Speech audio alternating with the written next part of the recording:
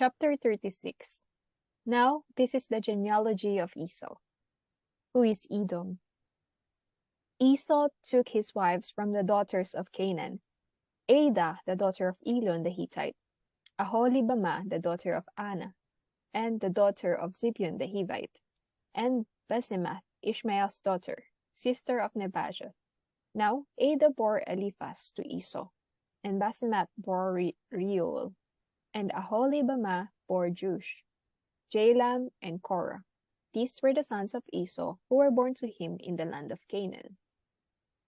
Then Esau took his wives, his sons, his daughters, and all the persons of his household, his cattle and all his animals, and all his goods, which he had gained in the land of Canaan, and went to a country away from the presence of his brother Jacob.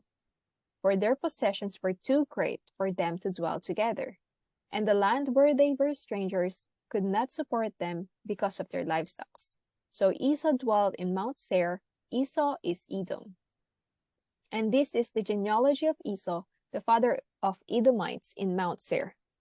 These were the names of Esau's son, Eliphaz the son of Adah, the wife of Esau, and Reuel the son of Basemath, the wife of Esau. And the sons of Eliphaz were Teman, Omar, Zipho, Gatam, and Kenaz. Now Timnah was the concubine of Eliphaz, Esau's son, and she bore Amalek to Eliphaz. These were the sons of Adah, Esau's wife. These were the sons of Reuel, Nahath, Zerah, Shammah, and Mizah. These were the sons of Basemath, Esau's wife. These were the sons of Aholibamah, Esau's wife, the daughter of Anah, the daughter of Zibeon, and she bore Esau, Jush, Jalam, and Korah. These were the chiefs of the sons of Esau. The sons of Eliphaz, the firstborn son of Esau, were chief Teman, chief Omar, chief Zipho, chief Kenaz, chief Korah, chief Gatam, and chief Amalek. These were the chief of Eliphaz in the land of Edom. They were the sons of Adah. These were the sons of Reuel, Esau's son, chief Nahath, chief Zerah, chief Shammah, and chief Mizah. These were the chiefs of Reuel in the land of Edom. These were the sons of Basemath, Esau's wife. And these were the sons of Aholibamah, Esau's wife, chief Jush, chief Jalam, and chief Korah. These were the chiefs who descended from Aholibamah, Esau's wife, the daughter of Anah. These were the sons of Esau, who is Edom, and these were the chiefs. These were the sons of Seir, the Horite, who inhabited the land: Lotan, Shobal, Zibeon, Anah, Dishon, Ezer, and Dishan. These were the chiefs of Horites, the sons of Seir, in the land of Edom. And the sons of Lotan were Hori and Hemam. Lotan's sister was Timnah. These were the sons of Shobal: Alvan, Manahath, Ebal, Shepher, and Onam. These were the sons of Zibeon, both Ajah and Anah. This was the Anah who found the water in the wilderness as he pastured the donkeys of his father Zibeon. These were the children of Anah, Dishon and Aholibamah, the daughter of Anah. These were the sons of Dishon: Hamdan, Eshban, Ithran, and Chekran. These were the sons of Ezer: Bilhan, Zavan, and Achan. These were the sons of Dishan: Uz and Aran. These were the chiefs of the Horites: chief Lotan, chief Shobal, chief Zibeon, chief Anah, chief Dishon, chief Ezer, and chief Dishan. These were the chiefs of the Horites, according to their chiefs in the land of Seir. Now, these were the kings who reigned in the land of Edom, before any king reigned over the children of Israel. Bela the son of Beor reigned in Edom, and the name of his city was Dinhabah. And when Bela died, Jobab, the son of Zerah of Bozrah, reigned in his place. When Jobab died, Husham of the land of the Temanites reigned in his place. And when Husham died, Hadad the son of Bedad, who attacked Midian in the field of Moab, reigned in his place. And the name of his city was Avith. When Hadad died, Samlah of Rechab reigned in his place. And when Samlah died, Saul of Rehoboth by the river reigned in his place. When Saul died, Baal-Hanan, the son of Achbor, reigned in his place. And when Baal-Hanan, the son of Achbor, died, Hadar reigned in his place. And the name of his city was Pau. His wife's name was Mehetabel, the daughter of Matred, the daughter of Mezahab.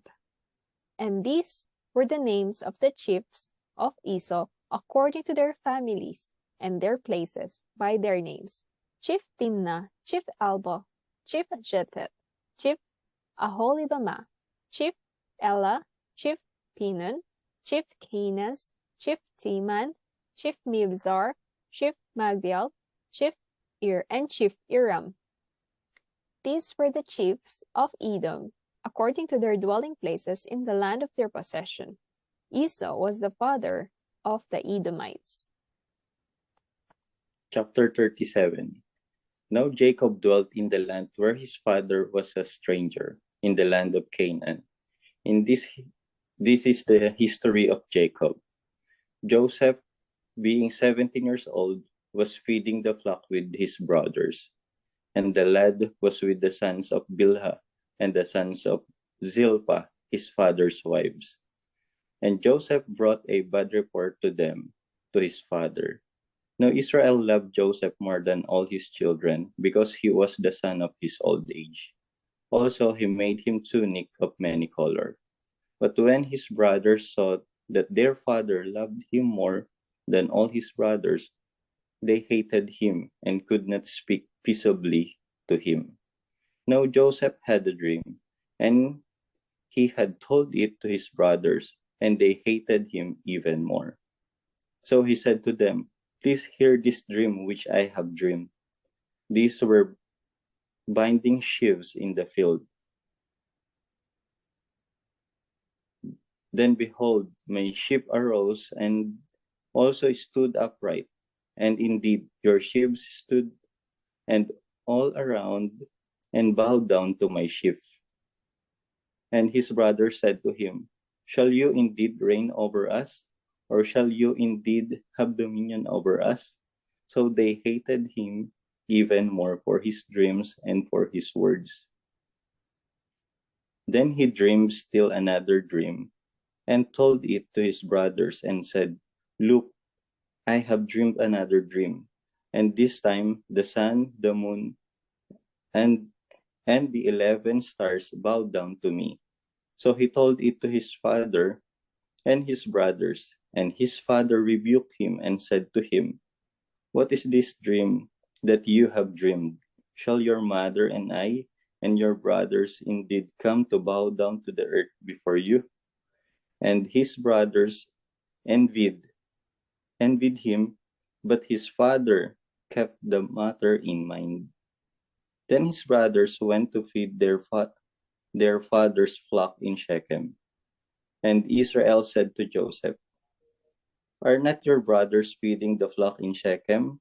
Come, I will send you to them." So he said to him, "Here I am." Then he said to him, "Please go and see if it is well with your brother and well with the flocks, and bring back word to me." So he sent him out of the valley of Hebron, and he went to Shechem. Now a certain man found him, and there was wandering in the field. And the man asked him, saying, "What are you seeking?" So he said, "I'm seeking my brothers. Please tell me where they are feeding their flocks." And the man said, "They have departed from here, for I heard them say, 'Let us go to Dothan.'" So Joseph went after his brothers and found them in Dothan. Now, when they saw him afar off, even before he came near them, they conspired against him to kill him. Then they said to one another, "Look, this dreamer's coming. Come therefore, let us now kill him and cast him into some pit. And we shall say, 'Some wild beast has devoured him.' We shall see what will become of his dreams. But Reuben heard it, and he delivered him out of their hands and said, "Let us not kill him." And Reuben said to them, "Shed no blood, but cast him into this pit which is in the wilderness, and do not lay a hand on him, that he might deliver him out of their hands and bring him back to his father." So it came to pass, when Joseph had come to his brothers, that they stripped Joseph of his tunic, the tunic of many colors that was on him. Then they took him and cast him into a pit, and the pit was empty. There was no water in it. And they sat down to eat a meal. Then they lifted their eyes and looked, and there was company of Ishmaelites coming from Gilead with their camels, bearing spices, balms, and myrrh, and on their way to carry them down to Egypt. So Judah said to his brothers, "What profit if we kill our brother and conceal his blood? Come, let us sell him to the Ishmaelites, and let not our hand be upon him, for he is our brother and our flesh." And his brothers listened. Then Midianite traders passed by. So the brothers pulled Joseph up and lifted him out of the pit, and sold him to the Ishmaelites for 20 shekels of silver. And they took Joseph to Egypt. Then Reuben returned to the pit, and indeed Joseph was not in the pit. And he tore his clothes. And he returned to his brothers and said, "The lad is no more, and I, where shall I go?" So they took Joseph's tunic, killed a kid of the goats, and dipped the tunic in the blood. Then they sent the tunic of many colors, and they brought it to their father and said, "We have found this. Do you know whether it is your son's tunic or not?" And he recognized it and said, "It is my son's tunic. A wild beast has devoured him. Without doubt, Joseph is torn to pieces."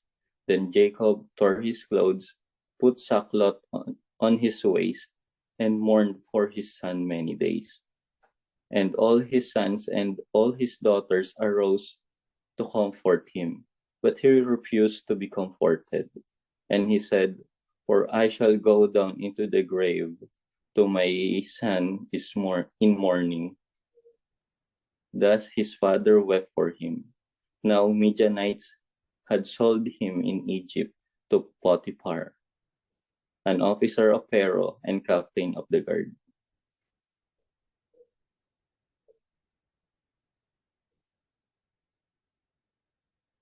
Chapter 38. It came to pass at that time that Judah departed from his brothers, and visited a certain Adullamite whose name was Hira. And Judah saw there was there a daughter of a certain Canaanite whose name was Shua. And he married her, and went into her. So she conceived and bore a son, and he called his name She conceived again and bore a son, and she called his name Onan. And she conceived yet again and bore a son, and called his name Shelah. He was at Jeziv when she bore him. Then Judah took a wife for his firstborn, and her name was Tamar. But Judah's firstborn, was wicked in the sight of the Lord, and the Lord killed him. And Judah said to Onan, "Go into your brother's wife, and marry her, and raise up an heir to your brother." But Onan knew that the heir would not be his. And it came to pass, when he went into his brother's wife, that he emitted on the ground, lest he should give an heir to his brother. And the thing which he did displeased the Lord. Therefore he killed him. Then Judah said to Tamar, his daughter-in-law, "Remain a widow in your father's house, till my son Shelah is grown." For he said, lest he also die like his brothers. And Tamar went and dwelt in her father's house. Now in the process of time, the daughter of Shua, Judah's wife, died, and Judah was comforted, and went up to his sheep shearers at Timnah, he and his friend Hira the Adullamite. And it was told that Tamar, saying, "Look, your father-in-law is going up to Timnah to shear his sheep." So she took off her widow's garments, covered herself with a veil, and wrapped herself, and sat in an open place, which was on the way to Timnah, for she saw that Shelah was grown, and she was not given to him as a wife. When Judah saw her, he thought she was a harlot, because she had covered her face. Then he turned to her by the way and said, "Please let me come in to you." For he did not know that she was his daughter-in-law. So she said, "What will you give me that you may come in to me?" And he said, "I will send a young goat from the flock." So she said, "Will you give me a pledge till you send it?" Then he said, "What pledge shall I give you?" So she said, "Your signet and cord, and your staff that is in your hand." Then he gave them to her, and went in to her, and she conceived by him. So she arose and went away, and laid aside her veil, and put on the garments of her widowhood.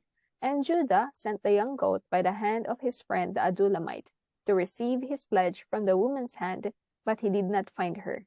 Then he asked the men of that place, saying, "Where is the harlot who was openly by the roadside?" And they said, "There was no harlot in this place." So he returned to Judah and said, "I cannot find her." Also the men of the place said, "There was no harlot in this place." Then Judah said, "Let her take them for herself, lest we be shamed, for I sent this young goat, and you have not found her." And it came to pass, about 3 months after, that Judah was told, saying, "Tamar your daughter-in-law has played the harlot. Furthermore, she is with child by harlotry." So Judah said, "Bring her out, and let her be burned." When she was brought out, she sent to her father-in-law, saying, "By the man to whom these belong, I am with child." And she said, "Please determine whose these are, the signet and cord and staff." So Judah acknowledged them and said, "She has been more righteous than I, because I did not give her to Shelah my son, and he never knew her again." Now it came to pass, at the time for giving birth, that behold, twins were in her womb. And so it was, when she was giving birth, that the one put out his hand, and the midwife took a scarlet thread and bound it on his hand, saying, "This one came out first." Then it happened as he drew back his hand that his brother came out unexpectedly, and she said, "How did you break through? This breach be upon you." Therefore his name was called Perez. Afterward his brother came out, who had a scarlet thread on his hand, and his name was called Zerah. Chapter 39. Now Joseph had been taken down to Egypt, and Potiphar, an officer of Pharaoh, captain of the guard, an Egyptian, bought him for the Ishmaelites who had taken him down there. The Lord was with Joseph, and he was a successful man, and he was in the house of his master, the Egyptian. And his master saw that the Lord was with him, and that the Lord made all he did to prosper in his hand. So Joseph found favor in his sight, and served him. Then he made him overseer of the house, and all that he had he put under his authority. So it was from the time that he had made him overseer of his house and all that he had, that the Lord blessed the Egyptian's house for Joseph's sake. And blessing of the Lord was on all that he had in the house and in the field. Thus he left all that he had in Joseph's hand, and he did not know what he had except for the bread which he ate. Now Joseph was handsome in form and appearance, and it came to pass after these things that his master's wife cast longing eyes on Joseph, and she said, "Lie with me." But he refused and said to his master's wife, "Look, my master does not know what is with me in the house, and he has committed all that he has to my hand. There's no one greater in this house than I, nor has he kept back anything from me but you, because you are his wife."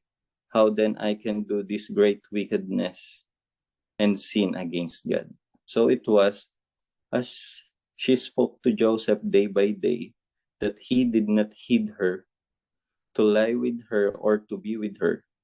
But it happened about this time, when Joseph went into the house to do his work, and none of the men of the house was inside, that she caught him by his garment, saying, Lie with me. But he left his garment in her hand and fled and ran outside. And so it was, when she saw that he had left his garment in her hand and fled outside, that she called to the men of her house and spoke to them, saying, See, she he has bought he has brought into us a Hebrew to mock us. He came into me to lie with me, and I cried out with a loud voice. And it happened, when he heard that I lifted my voice and cried out, that he left his garment with me and fled and went outside. So she kept his garment with her until his master came home. Then she spoke to him with words like this, saying, The Hebrew servant whom you brought to us came into me to mock me. So it happened, as I lifted my voice and cried out, that he left his garment with me and fled outside. So it was, when his master heard the words which his wife spoke to him, saying, Your servant did to me after this manner, that his anger was aroused. Then Joseph's master took him and put him into the prison, a place where the king's prisoners were confined, and he was there in the prison. But the Lord was with Joseph and showed him mercy, and he gave him favor in the sight of the keeper of the prison. And the keeper of the prison committed to Joseph's hand all the prisoners who were in the prisons. Whatever they did there, it was his doing. The keeper of the prison did not look into anything that was under Joseph's authority, because the Lord was with him, and whatever he did, the Lord made it prosper.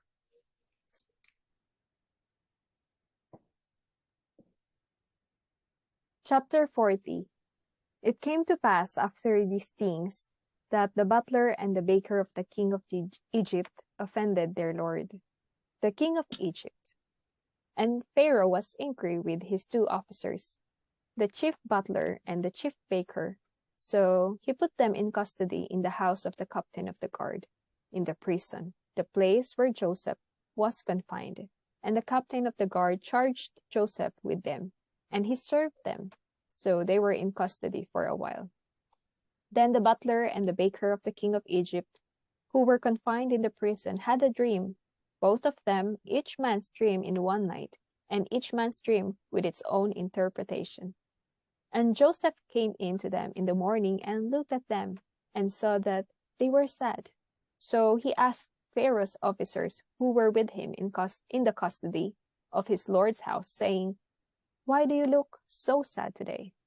And they said to him, We each have had a dream, and there is no interpreter of it. So Joseph said to them, Do not interpretations belong to God?